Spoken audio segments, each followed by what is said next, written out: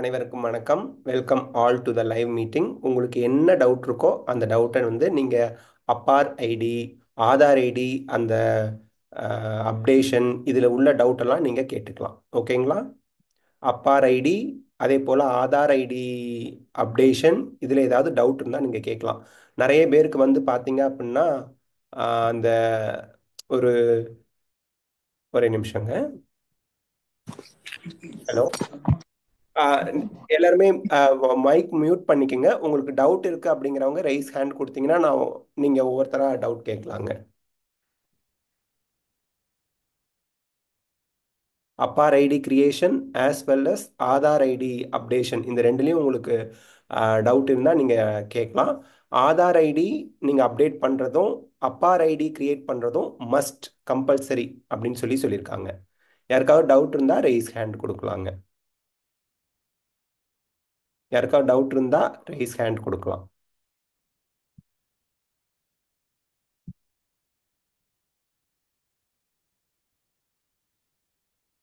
Doubt இருக்கவங்க rice hand கொடுங்க. கனிஷ்கா, உங்க டவுட் என்னன்னு அன்மியூட் பண்ணிட்டு கேளுங்கப்பா.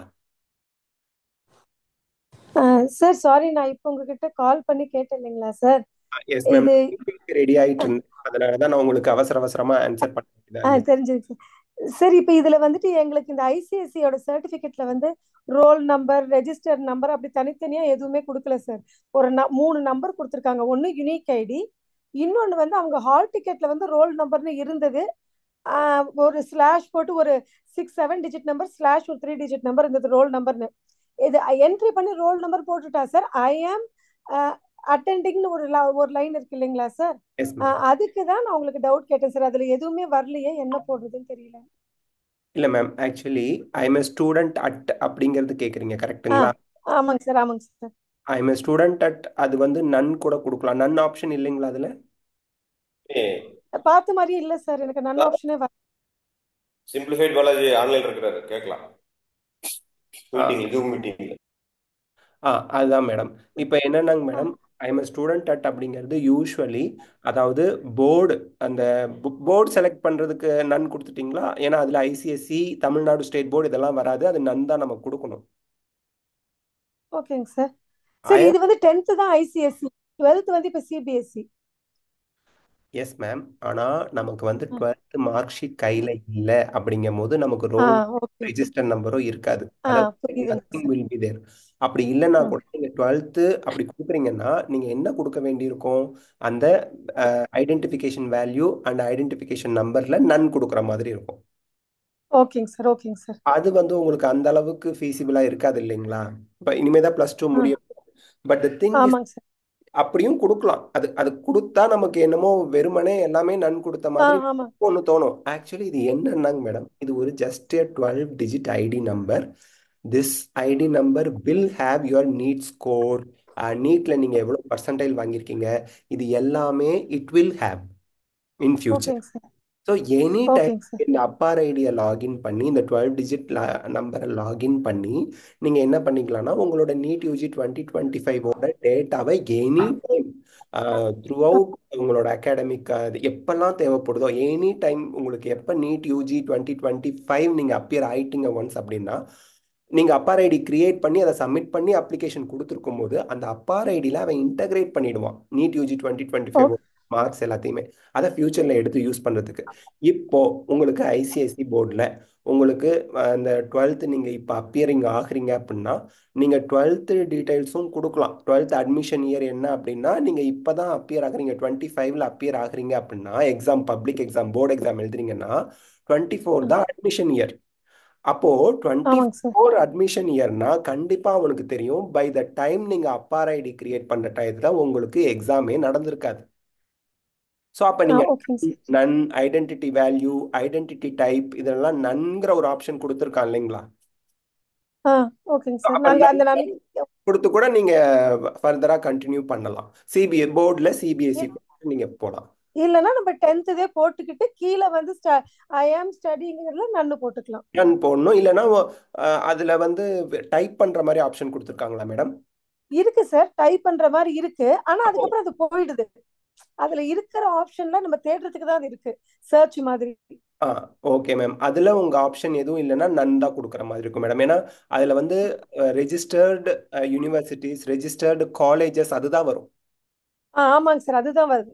அப்பார் ஓகே. ஐடிக்கு என்ரோல் பண்ணிருக்கு. இப்போ என்ஐடி எல்லா என்ஐடியும் வரும், எல்லா ஐஐடி வரும், எய்ம்ஸ் ஜிப்மர் ஆமாங்க sir. Registered government medical colleges, government arts and science காலேஜஸ்லாம் வரும். பட் த திங் இஸ் அது சார். அது வந்து ஒரு ப்ராசஸில் தான் இருக்கு. ஃபியூச்சரில் நம்ம எனி டைம் எப்படி ஆதாரில் இப்போ நம்ம அப்டேட் பண்ணுறோமோ அந்த மாதிரி அப்பார் ஐடி ஒன்ஸ் ஒரு 12 டிஜிட் நம்பர் உங்களுக்கு வந்துடும். அதை நீங்கள் அப்டேட் பண்ணிக்கலாம். இப்போ 12th முடிச்ச ஓகேங்க சார். ஸ்டூடெண்ட் இப்போ என்ன பண்ணுவாங்க, 12th முடிச்சதும் அப்டேட் பண்ணிக்குவாங்க. ஓகேங்க சார். ஓகேங்க நீட் சார். யூஜி 2025 நீங்க இந்த அப்பர் ஐடி கொடுத்துட்டா உங்களுக்கு ஆட்டோமேட்டிக்கா அது இன்டகிரேட் ஆயிடும், மார்க் வந்துடும். அப்ப 10th மட்டும் போட்டு பண்ணிக்கலாம் இப்போதைக்கு. பண்ணிக்கலாம் மேடம். இங்க விஷயம் தேங்க்யூங்க சார். என்னன்னா நீங்க 10th போடுறீங்களா 12th போடுறீங்களா இது விஷயம் கிடையாது. இந்த விஷயம் என்னன்னா ஓகே. உங்ககிட்ட அப்பார் ஐடி ஜென்ரேட் பண்ணிருக்கீங்களா, அந்த 12 டிஜிட் பண்ணிக்கலாம். அப்பார் ஐடி உங்ககிட்ட இருக்கா, நீட் யூஜி 2025 அப்ளிகேஷன்ல ஒரு அப்பார் ஐடி கொடுக்கறதுக்கு உங்ககிட்ட இருக்குதாங்கிறது மட்டும்தான் கேள்வி. ஓகேங்க சார். தேங்க்யூங்க சார். கம்பல்சரி வேணும். அதனால நீங்க கிரியேட் பண்ணிடுங்க. 10th மார்க் ஷீட்டை மட்டும் வச்சு 10th மட்டும் தாராளமா வச்சு கிரியேட் பண்ணலாம். ஓகேங்க சார். தேங்க்யூங்க sir. Yes ma'am, welcome ma'am. Mahalakshmi நீங்க அன்மியூட் பண்ணிட்டு உங்க டவுட்டை கேளுங்க. மகாலட்சுமி நீங்க லைன்ல இருக்கீங்க அப்படின்னா அன்மியூட் பண்ணிட்டு உங்க டவுட்டை கேளுங்க. நீங்க ரைஸ் ஹேண்ட் கொடுத்துருக்கீங்க. மகாலட்சுமி லைன்ல இருக்கீங்களா? ஓகே, அஸ்வின் குமார் நீங்க ரைஸ் ஹேண்ட் பண்ணிருக்கீங்க. உங்க டவுட் என்னங்கிறத அன்மியூட் பண்ணிட்டு கேளுங்கப்பா. Hello sir. சொல்லுங்க மேடம். Yes madam. என்னோட டாக்டர் வந்து இப்போ 2வது வருஷம் ரிப்பீட் கொடுத்துருக்காங்க. பெரிய ஓகே. இன்ஸ்டியூட்ல தான் சார் சேர்த்திருக்கேன். பட் பிசிக்ஸ்ல ஸ்கோரே சார். கேட்டா படிக்கிறேன்னு சொல்றாங்க. பட் அவங்களோட ஸ்கோர் பார்த்தீங்கன்னா 100க்குள்ளேயே தான் சார் வருது. மேம் இங்கே வந்து விஷயம் ரொம்ப சிம்பிள் மேடம். நீங்கள் இப்போ கண்கூடா ஏன் ஃபிசிக்ஸில் மார்க் வரலங்கிறது நீங்கள் கவனிக்க முடியும். உங்கள் குழந்தையும் அதை அண்டர்ஸ்டாண்ட் பண்ணிக்க முடியும். ஒரே ஒரு விஷயம்தான், அவங்க பயாலஜியில் நல்ல மார்க் வாங்குறாங்க, கெமிஸ்ட்ரியில் நல்ல மார்க் வாங்குறாங்க, ஃபிசிக்ஸில் மட்டும் ஏன் மார்க் வாங்குறாங்க. வாங்கலன்னா அவங்க பயாலஜி டெஸ்ட்டுக்கு முன்னாடி பயாலஜியில் 100 கொஷின் 200 கொஷின் ப்ராக்டிஸ் பண்ணிட்டு எக்ஸாமுக்கு போகிறாங்க. ஸோ அவங்க நல்ல மார்க் வாங்குறாங்க. ஆனா எஸ் சார். பிசிக்ஸ்ல கொஷின் பிராக்டிஸ் பண்றது கிடையாது. அதனால 100 தாண்ட மாட்டேங்குது. அப்படியே கொஷின் பிராக்டிஸ் பண்ணாலும் என்ன கொஷின்ஸ் அவங்க பிராக்டிஸ் பண்ணுவாங்கன்னா ரொம்ப டிஃபிகல்ட்டா இருக்கிறத மட்டும் பிராக்டிஸ் பண்ணுவாங்களே ஒழிய ஈஸியா இருக்கிறது எஸ். மாடரேட்டா இருக்கிறது நான் அட்டன் பண்ணிடுவேன், நான் மார்க் வாங்கிடுவேன், அதுக்கெல்லாம் ஆன்சர் டிரைவ் பண்ணிடுவேன், அதை அப்படி அவங்க நினைச்சுக்கிட்டு அவங்க போறதுனால சில்லி மிஸ்டேக்ஸ்னு சொல்றாங்க இல்லைங்களா, அதை பண்ணி சேச்சா சின்ன மிஸ்டேக் தான் அதனாலதான் எனக்கு 100 தாண்ட மாட்டேங்குதுன்னு அடிக்கடி உங்ககிட்ட சொல்லி கூட நீங்க கேட்டிருப்பீங்க. அந்த சின்ன எஸ் சார். மிஸ்டேக்கை எப்படி ஓவர் கம் பண்றது, ஒரே solution, you should practice. Easy கொஷினையும் ப்ராக்டிஸ் பண்ணணும், மாடரேட் கொஷினையும் ப்ராக்டிஸ் பண்ணணும். இன்னும் சொல்ல போனால் டிஃபிகல்ட்டை தொடறதுக்கு முன்னாடி ஈஸியை முடிச்சுட்டு மாடரேட் முடிச்சுட்டு அப்புறம் தான் டிஃபிகல்ட் கொஷினுக்கே போகணும். ஃபிசிக்ஸை பொறுத்த வரைக்கும் 90% ஆஃப் த ஸ்டூடெண்ட்ஸ் பண்ணுற ஒரே தப்பு டிஃபிகல்ட் கொஷினை மட்டும் ப்ராக்டிஸ் பண்ணிக்கிறேன் ஏன்னா அதுக்கே எனக்கு டைம் இல்லை அப்படின்னு சொல்கிறது தான். அதனால உங்கள் எஸ் ஸ்டூடெண்ட் சார். குழந்தைகிட்ட நீங்கள் சொல்லுங்க, நீங்க வந்து ஈஸி கொஷினையும் ப்ராக்டிஸ் பண்ண ஒரு டெஸ்ட்டுக்கு நான் சொல்றதை ஃபாலோ பண்ண சொல்லுங்க. Mark okay. கண்டிப்பா வரும். அதுக்கப்புறம் அதை அவங்க ஃபாலோ பண்ணிக்கிட்டோம்.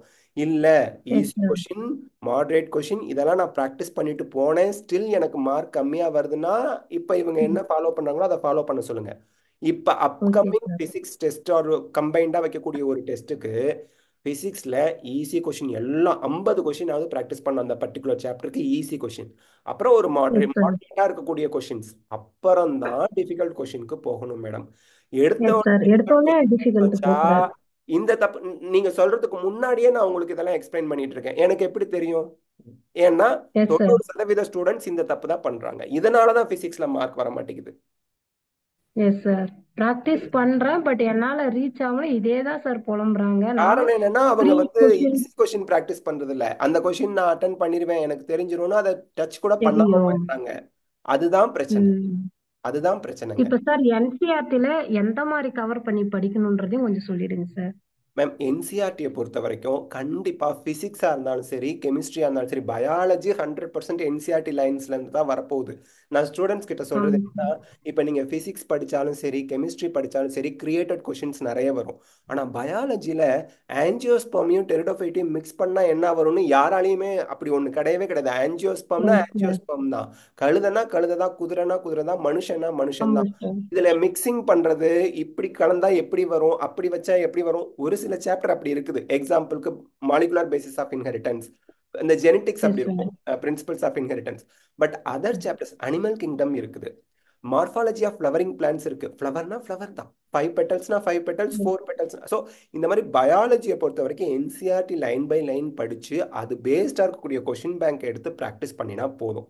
கெமிஸ்ட்ரி அண்ட் ஃபிசிக்ஸில் உங்களுக்கு என்னதான் கிரியேட்டட் கொஷின்ஸ் வந்து 80% வரைக்கும் வந்தா கூட ஈஸியா தியரிட்டிக்கல் கொஷின் 20% வரும். அந்த 20%ல தான் உங்களுக்கு அங்க டிஃபரன்ஸே வரப்போகுது. இன்னும் சொல்ல அதை போனா மிஸ் ஒரு பையன் பண்ணக்கூடாது. 618 மார்க்கு அவங்களுக்கு எம்பிபிஎஸ் சீட் கிடைக்கல கவர்மெண்ட்ல, ஏன்னா 618 கட் ஆஃப், பட் இவங்க ரேங்க் கொஞ்சம் பின்னாடி இருக்கு. சிம்பிளா சொல்ல போனா அவன் பிசிக்ஸ்ல தியரி கொஸ்டின் எல்லாம் தப்பு பண்ணிருக்கான். ரொம்ப டஃப் டிஃபிகல்ட் கொஸ்டின்லாம் கரெக்டா ஆன்சர் பண்ணிருக்காங்க. ஒரு தியரி கரெக்டா கொஸ்டின் பண்ணிருக்காங்க. கரெக்டா ஆன்சர் பண்ணியிருந்தா கூட அவன் 622 first yes round sir. First டைம்லயே அவங்களுக்கு சீட்டு கிடைச்சு உள்ள போயிருப்பாங்க பிசில. இப்ப ம். கடைசி ரவுண்ட் வரைக்கும் சீட்டு கிடைக்காம போனதுக்கு காரணம் என்ன? ஒரு கொஸ்டின் தப்பா போனது, ஒரு தப்பா கொஸ்டின் போனது. ஆன்சர் பண்ண முடியாம போனது. ஸோ அது ஆமா மாதிரி சார். மேடம். அதனால இந்த இடத்துல அவங்க வந்து தியரி கொஷினும் 20% கிட்ட வருது வருது வருது. அதை மிஸ் பண்ணக்கூடாது மிஸ் அவ்வளவுதான். பண்ணக்கூடாது. அங்கதான் டிஃபரன்ஸே வரப்போகுது. காரணம் என்னன்னா குழந்தைங்க பிசிக்ஸ் தியரிட்டிக்கலா படிக்கிறது இல்ல, கெமிஸ்ட்ரி தியரிட்டிக்கலா படிக்கிறது இல்ல. கிரியேட்டட் கொஷின் தான் 80%, அந்த 80%க்கு கவனம் வச்சு இந்த 20% விட்டுறாங்க. 80%ம் விட்டுறாங்க. மாற்றிடணும், அதுக்கு நம்ம ரெடி ஆயிடணும். இந்த 20% விடக்கூடாது, ஏன்னா அந்த அளவுக்கு கட் ஆஃப் வருஷம் வருஷம் அந்த மேல வந்துகிட்டே இருக்கு. ஸோ அதனால நம்ம ஈஸி கொஷினை ப்ராக்டிஸ் பண்ணிட்டு மாடரேட் கொஷினை ப்ராக்டிஸ் பண்ணிட்டு போனாங்க அப்படின்னா ஃபிசிக்ஸ் கெமிஸ்ட்ரிக்கு நல்ல மார்க் வாங்கிடலாம். இன்னொன்று மேடம், எப்படி படிக்கிறது அப்படின்னா சிம்பிள், படிக்கவே கூடாது. இனிமே நீங்க ப்ராக்டிஸ் தான் பண்ணணும் கொஷின்ஸை. இன்னும் சொல்லப்போனா ஒரு சாப்டர்ல ஒரு டாபிக் நான் இது வரைக்கும் படிக்கவே இல்லை, எனக்கு அது புரியவே இல்லைன்னா கூட அப்ப இவ்வளோ ம். நாள் ஏன் புரியல, நடத்தி முடிச்சிட்டாங்க. அப்ப புரியலன்னா ஆமா சார். நம்ம படிச்ச மெத்தடு சரியில்லைன்னு அர்த்தம். திருப்பி அதே மெத்தட்ல படிச்சா திருப்பி புரியாது. அப்ப குழந்தைங்க என்ன புரியாது. பண்ணா, கொஷினை ப்ராக்டிஸ் பண்ணிட்டு தலைகீழா பண்ணணும். படிச்சுட்டு ப்ராக்டிஸ் பண்ணணும். பண்ணாம ப்ராக்டிஸ் பண்ணிட்டு படிங்க, புரிஞ்சிடும். ஏன்னா ஓகே சார். நிறைய பிசிக்ஸ் டாபிக்ஸ்ல நிறைய பிசிக்ஸ் ப்ராப்ளம்ஸுக்கு நீங்க சொல்யூஷன் ப்ராப்ளமா வச்சு அந்த கொஷினுக்கு ஆன்சரை கண்டுபிடிச்சிட்டு அந்த டாபிக்கை போய் படிக்கும்போது இதை தான் இவன் சொல்ல வரான் அப்படிங்கிறது குழந்தைங்களுக்கு ஈஸியா புரியும். ஈஸியா புரிஞ்சு. அவ்வளவுதான். இதுதான் சீக்ரெட் ஆஃப் 720 மார்க்ஸ் மேடம். எந்த ஆமா சார். நமக்கு டாபிக் இன்னும் 4 தடவை நடத்திட்டாங்க இன்னும் புரியல, நான் 7 தடவை டவுட் கிளாரிஃபை பண்ண திருப்பி கன்ஃபியூஷன் இருக்குன்னா அந்த டாபிக்ல 10 கொஷினை ப்ராக்டிஸ் பண்ணிவிட்டு திருப்பி வந்து இந்த டாபிக்கை படிங்க, புரிஞ்சிடும். அதான் சார் சொல்லியிருக்கேன் அவங்க கிட்ட, நீ நிறைய இனிமே படிக்கிறத ஸ்டாப் பண்ணிட்டு ப்ராக்டிஸுக்கு போயிடு. Yes ma'am. ரிவிஷன் தனியா எந்த இடத்த தப்பு பண்றியோ அதை கொஞ்சம் கரெக்ஷன் பண்ணிக்கோ, ஓரளவுக்கு பேலன்ஸ் ஆயிடும். அப்படிதான் சார் கைட் பண்ணிட்டு இருக்கேன். பிசிக்ஸ் கெமிஸ்ட்ரிக்கு அப்படிதான் பண்ணணும் மேடம். பயாலஜிக்கு ஆனால் நீங்கள் ஃபுல் ரிவிஷன் பண்ணணும், ஏன்னா எந்த நூக்கன் கார்லேருந்து கொஷின் வரும் நமக்கு தெரியாது. ஏன்னா ஒரு கொஸ்டினும் அதுல விட்டுறக்கூடாது. ஆமாம் ஆமாம், பயாலஜி 360 அவுட் ஆஃப் 360 வாங்கிடணும் மினிமம். ஒரு ஒரு கொஷின் தப்பானா கூட 355 வாங்கிடணும். இந்த இயரோ கட் ஆஃப் அந்த ரேஞ்ச் தான் வருமா சார்? இல்லை, கட் ஆஃபை பொறுத்த வரைக்கும் நவ் ப்ரெடிக்ஷன் வைஸ் பார்க்கும்போது மேடம் அந்த லெவலுக்கு வரலாம். அதுலேருந்து ஒரு 5 மார்க்ஸ் முன்ன பின்ன, பின்னையும் போகலாம் முன்னையும் போகலாம், அவ்வளோதான். 5 மார்க்ஸ் ப்ளஸ் ஆர் மைனஸ் அவ்வளோதான் வரும். ஆனால் ஒரு 21 அந்த மாதிரி சமயத்தில் பார்த்தீங்கன்னா 22 சமயத்தில் கட் ஆஃப் குறைஞ்சிது. அதுக்கு செவரல் க்ரைட்டீரியா இருந்துச்சு. 11 நியூ கவர்மெண்ட் மெடிக்கல் காலேஜஸ் வந்துச்சு, கொஷின் பேப்பர் கொஞ்சம் டஃப்பாக இருந்தது, அந்த இதெல்லாம். பட் த திங் இஸ் அதை ஒரு ஓரமாக வச்சுட்டு ஐஏஎஸ் எக்ஸாம் எனி காம்படிட்டிவ் எக்ஸாமை எடுத்து பார்த்தோம் அப்படின்னா கான்சிக்யூட்டிவாக 3 இயர்ஸ் ஒரு காம்படிட்டிவ் எக்ஸாமில் கட் ஆஃப் இன்க்ரீஸே ஆகிட்டு போயிட்டு ரைஸ் ஆயிடும். 4th இயரில் ஒரு ஒரு ஒரு ஒரு ஸ்மால் டிக்ரீஸ் இருக்கும். டிராஸ்டிக்கலாக குறையாது, ஒரு ஸ்மால் டிக்ரீஸ் ஆகும். கொஸ்டின் பேஸ்டும் இருக்குல்ல சார் கட் ஆஃப்? ஆமாம் மேடம். இப்போ for example assess and reason type of questions எப்படி வருது அப்படிங்கிறது முக்கியம். Time consuming. நம்ம வந்து கொஷினை டிஃபிகல்ட்டாக வைக்கணும்னு அவசியமே இல்லைங்க மேடம்.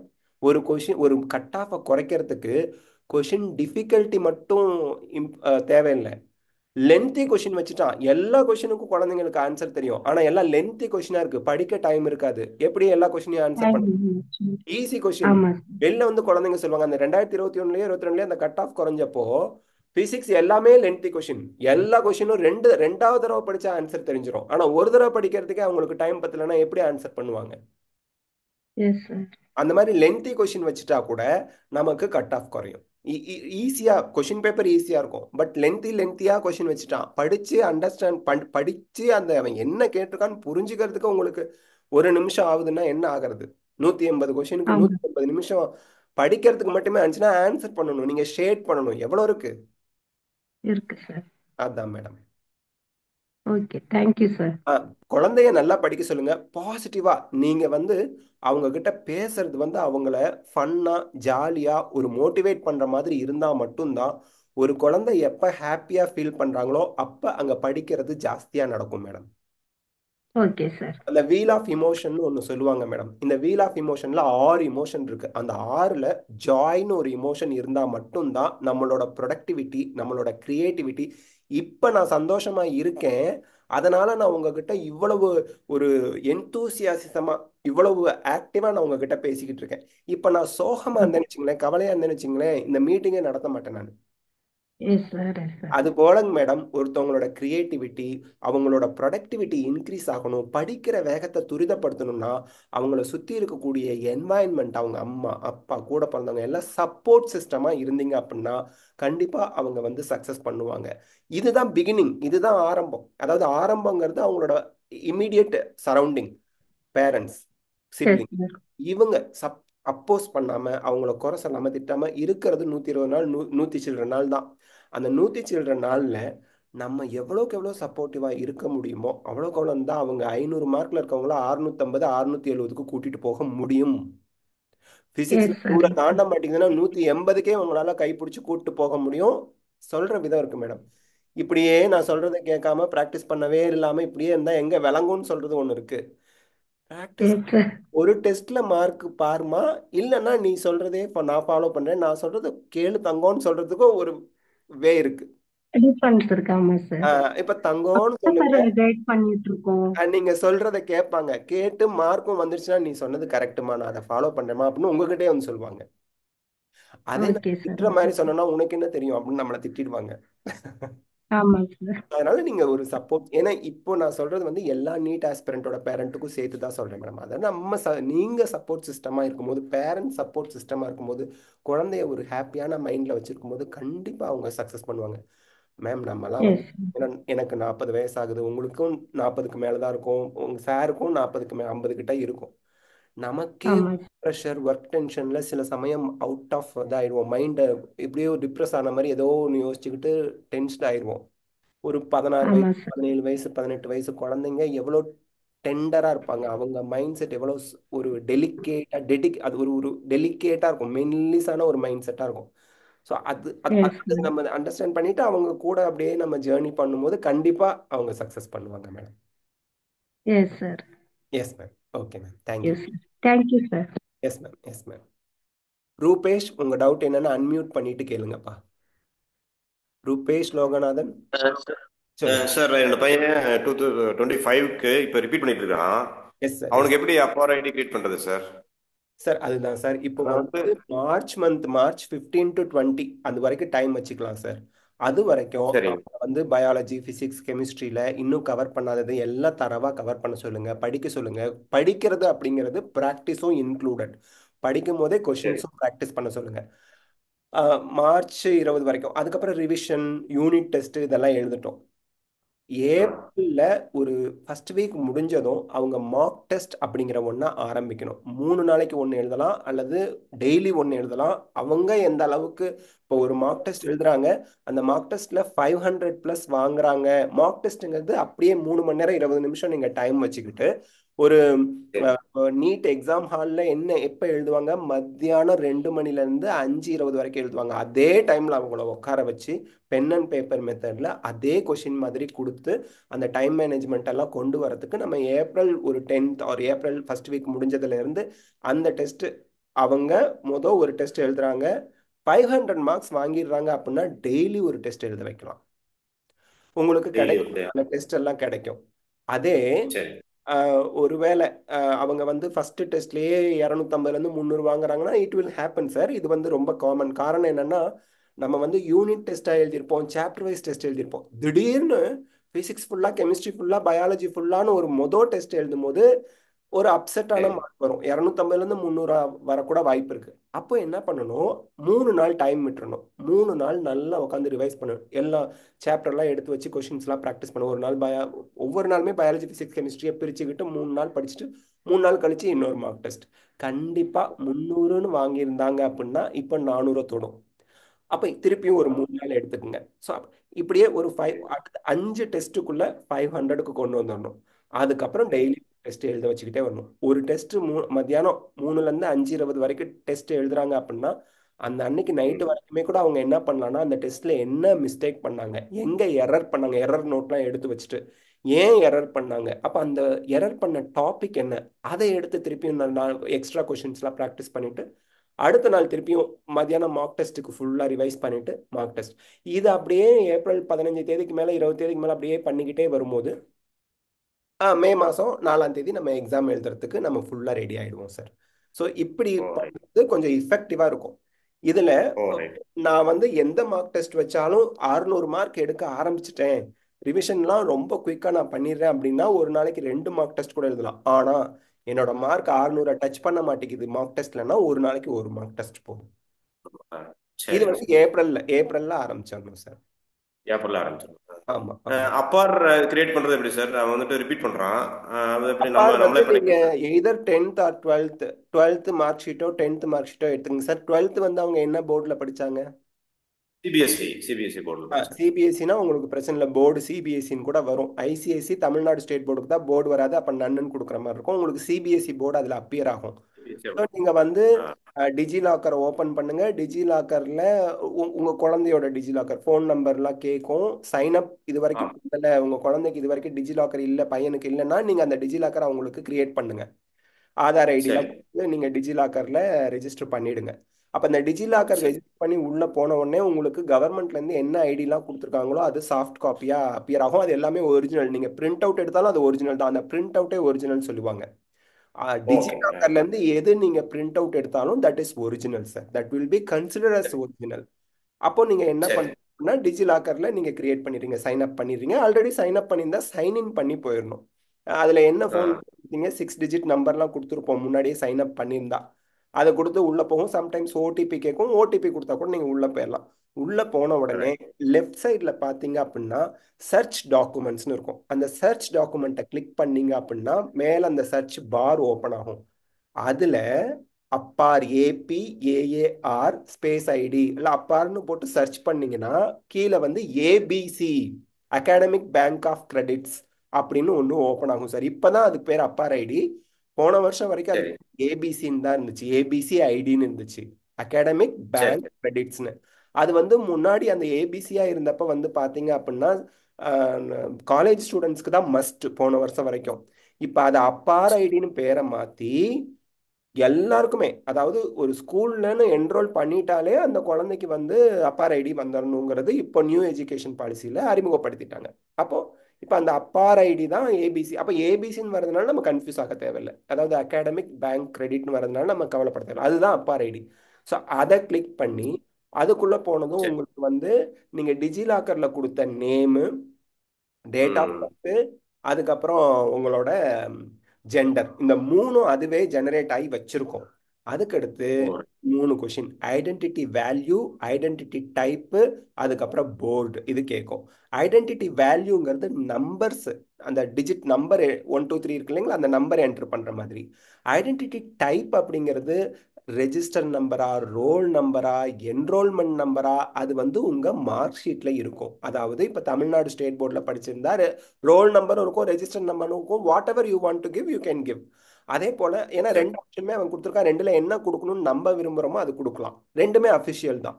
அப்போது அந்த டைப்பில் வந்து ரெஜிஸ்டர் நம்பரா, ரோல் நம்பரா, என்ரோல்மெண்ட் நம்பரா, நம்ம மார்க் ஷீட்டில் என்ன இருக்கோ அதை நீங்கள் கிளிக் பண்ணிக்கணும். அப்புறம் அந்த ம் வேல்யூல வந்து அந்த நம்பர் என்ன நம்பர், ரோல் நம்பர்னா என்ன ரோல் நம்பர், ரெஜிஸ்டர் நம்பர் ம் கொடுத்தோம்னா அந்த நம்பரை அப்படியே டைப் பண்ணணும்.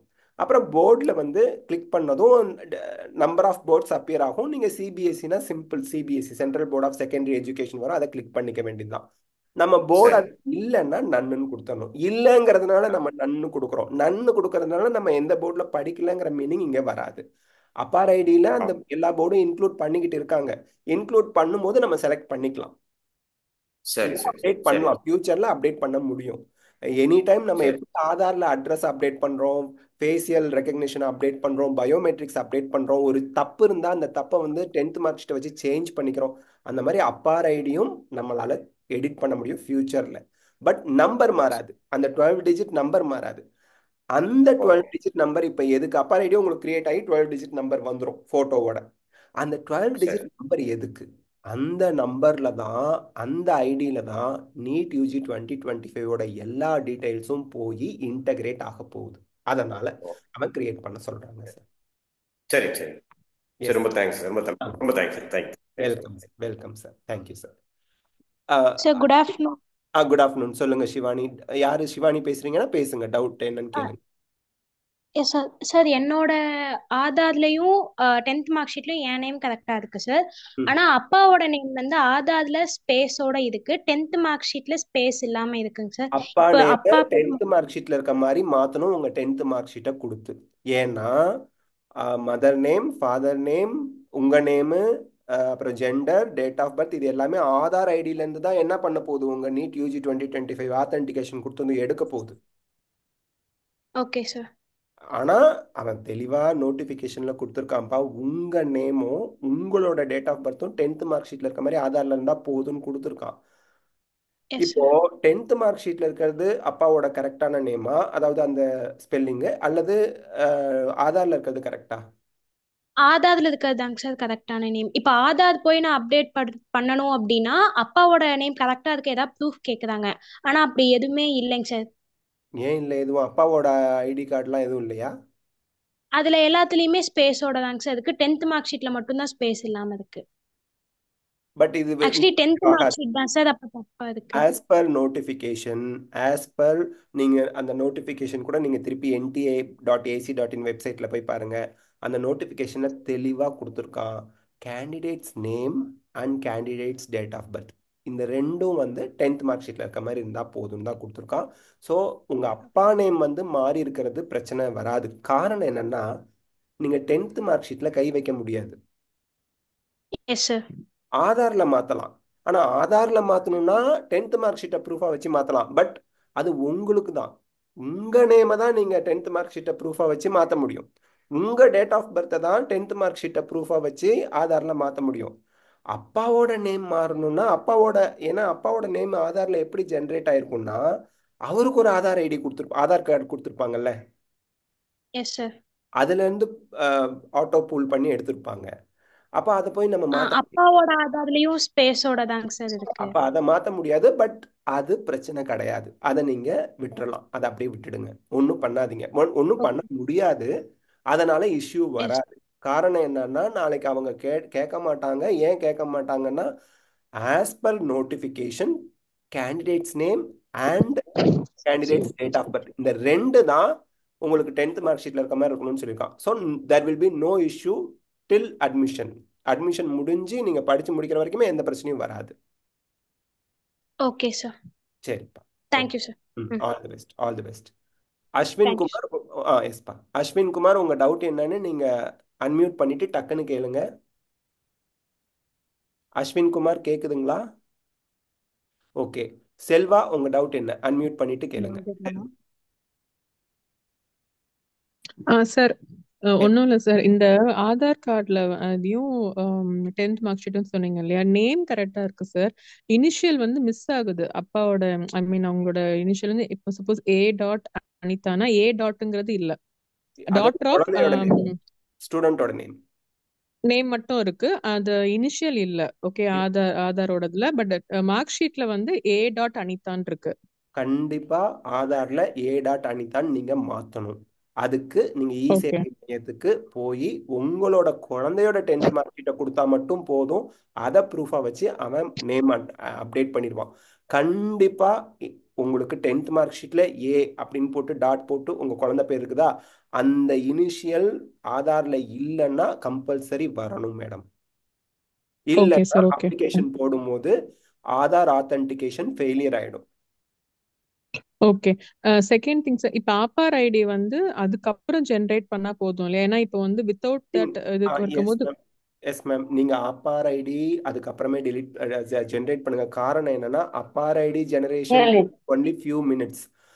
பட் இந்த இடத்துல நீங்க அப்பார் ஐடி ஜெனரேட் பண்ணிட்டு, என்னோட சஜஷன் நீங்க சொல்றது தான் மேடம். ஆதார் ஐடி அப்டேட் பண்ணதுக்கு அப்புறம் அப்பார் ஐடி ஜெனரேட் பண்ணுங்கிறது என்னோட சஜஷன். நீங்க சொல்றது கரெக்ட். பட் நான் என்ன ஒரு தெளிவுக்காக சொல்லிடுறேன். நீங்க இப்ப அப்பார் ஐடி கிரியேட் பண்ணா கூட நீங்க ஆதார் ஐடியை அப்டேட் பண்ணும்போது எல்லாமே டிஜிட்டலி கனெக்டடு. ஆட்டோமேட்டிக்கா அப்பார்லையும் அதை ரிஃப்ளெக்ட் ஆயிரும் சொல்றீங்களா? அப்டேட் ஆயிக்கும். But the thing is, okay நீங்க ஆதார் அப்டேட் பண்ணிட்டே அப்பார் ஐடி கிரியேட் பண்ணுங்க. Because it takes only few minutes. அவ்வளவுதான். Okay sir. Third thing sir, இப்போ வந்து அவங்க வந்து இங்க எங்க கூட இல்ல, இப்போ ஹாஸ்டல்ல இருந்து படிக்கிறாங்க. ஸோ இப்போ அந்த ஆதார் அப்டேட் பண்றதுக்கு அவங்களை கூட்டிட்டு வந்து இந்த 2 days மாதிரி லீவ் போட்டு வர மாதிரி இருக்கும். இப்போ ப்ராக்டிகல்ஸ் எக்ஸாம் போயிட்டு இருக்கு. ஸோ கண்டிப்பா அவங்க வந்து தான் பண்ற மாதிரி இருக்கும் இல்லையா? அவங்க ஸ்கூல் இருக்கு இல்லையா, அவங்க ஸ்கூல் ஏரியா இருக்கு இல்லையா, ஆமா. அங்க இருக்க இ சேவை மையத்துக்கு கூட நீங்க 2 hours 3 hours பர்மிஷன் வாங்கிட்டு போயிட்டு அப்படியே கொஞ்சம் லஞ்ச் ஓகே மாதிரி வாங்கி கொடுத்துட்டு பண்ணிட்டு திருப்பி ஸ்கூல்ல போய் விட்டுறலாம். நீங்க அவ்வளோ 2 நாள் லீவ் போட்டு வீட்டுக்கு வந்து அவ்வளோ அலைச்சல் இந்த எக்ஸாம் டயத்துல பண்ணணும்னு அவசியம் கிடையாது. இ ஓகேங்க சேவை சார். மையம் sure. Thank you anywhere sir. Anywhere நீங்க வந்து அதை அப்டேட் பண்ணிக்கலாம். ஓகேங்க. Fine. Yes thank you. Yes ma'am, yes ma'am. Sai Shyam doubt என்னன்னு கேளுங்கப்பா. அன்மியூட் பண்ணிட்டு ஃபியூ மினிட்ஸ் தான் இருக்கு. சாய் ஷியாம் சொல்லுங்க மேம். ஆக்சுவலா அந்த 12th மார்க்ஸ் லிஸ்ட் வரும்போதே டிஜிலாக்கர் ஓபன் பண்ணிடணும். எஸ் இப்போ வந்து நான் அப்பா ஐடி கிரியேட் பண்ண போனா அது வந்து academic bank of credits ABC ID தான் காட்டுறது. Okay ma'am. அப்பா 12 digit நம்பர் அதுல இருக்கா மேம்? ஆமா 12 டிஜிட் நம்பர் தான் இருக்கு. பட் நீங்க காட்டின மாதிரி அதில் கியூஆர் கோட்லாம் வர மாட்டேங்க சார். கூகுள்ல செக் பண்ணப்போ APAAR ID and ABC ID are the same கேட்டா they're not same but they're link அப்படின்னு சொல்லுது. ஆமாம் மேடம், ரெண்டுமே. அதாவது ஏபிசிங்கிறது அகாடமிக் பேங்க் ஆஃப் கிரெடிட், அதுதான் நமக்கு ஆப்பார்ல எக்ஸ்பிரஸ் ஆக போகுது.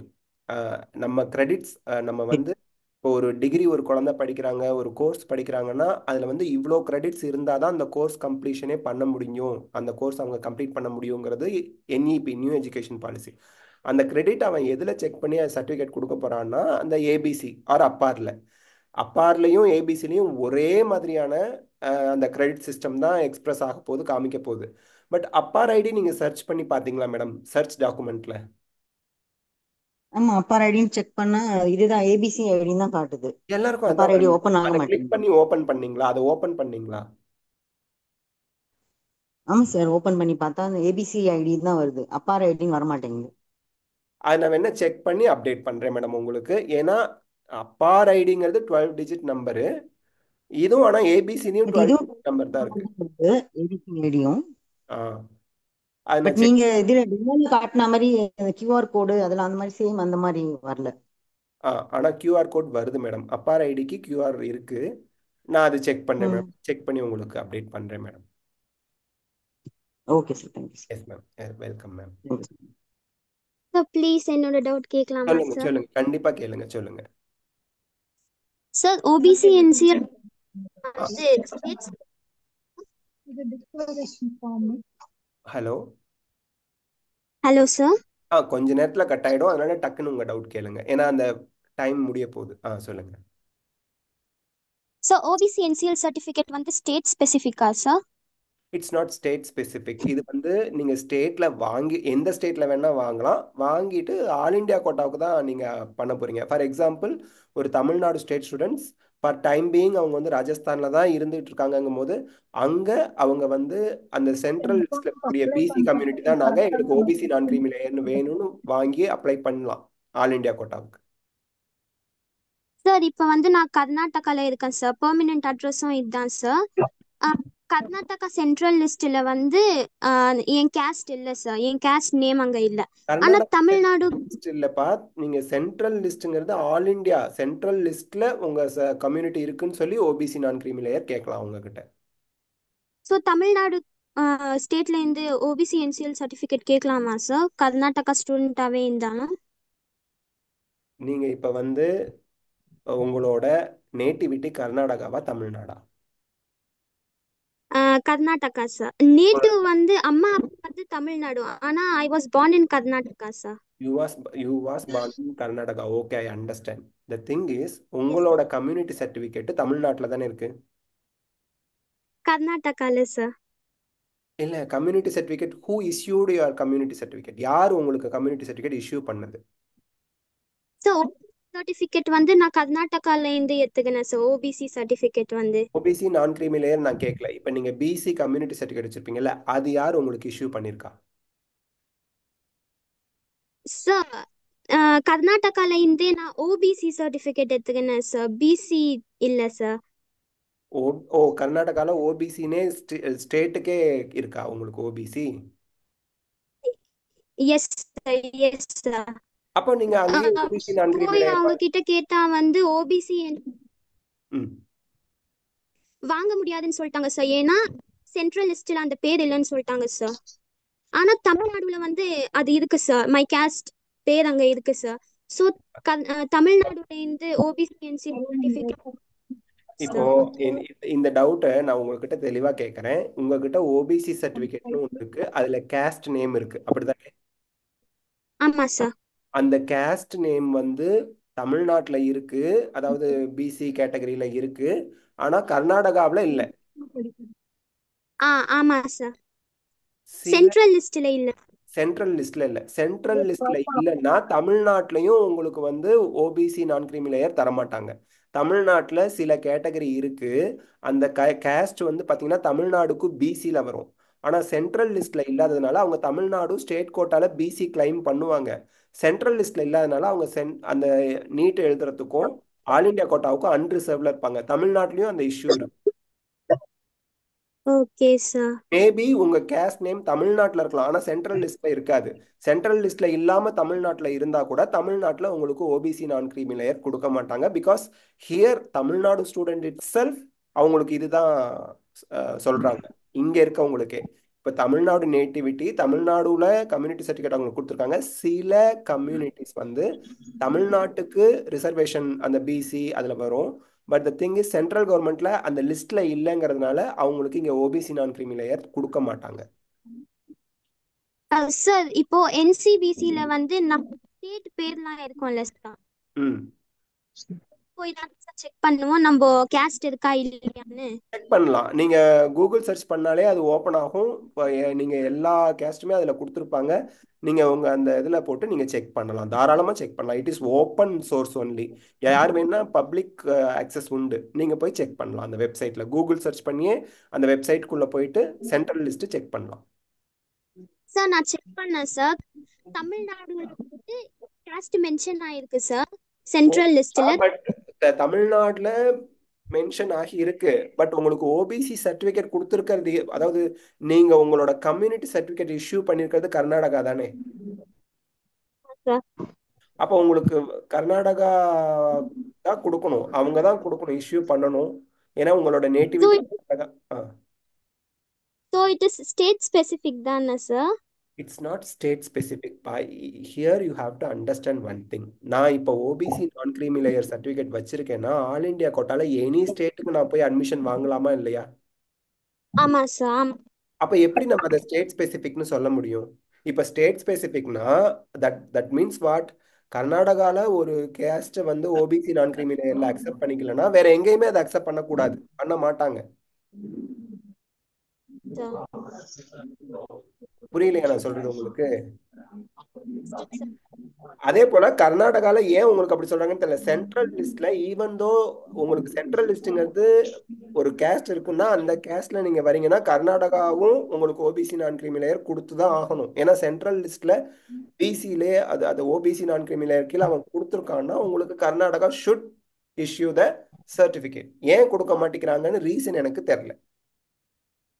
சென்ட்ரல் லிஸ்ட்ல அந்த பேர் இல்ல சார். இப்ப இருக்குன்னீங்களே இப்ப நான் என்ன கேக்குறேன், நீங்க தமிழ்நாடு லிஸ்ட் பாத்தீங்களா, சென்ட்ரல் லிஸ்ட் பாத்தீங்களா? Central list is different, Tamil Nadu list is different. Tamil Nadu state list பாத்தீங்களா இல்ல ஆல் இந்தியா சென்ட்ரல் லிஸ்ட் பாத்தீங்களா? ஆல் இந்தியா பார்த்தேன். ஆதார்ல ஓகே, இப்ப ஆல் இந்தியால தமிழ்நாட்டுல Yes, ஒரு sir. கம்யூனிட்டி பிசில வரும், அதே கம்யூனிட்டி நேம் வந்து இன்னொரு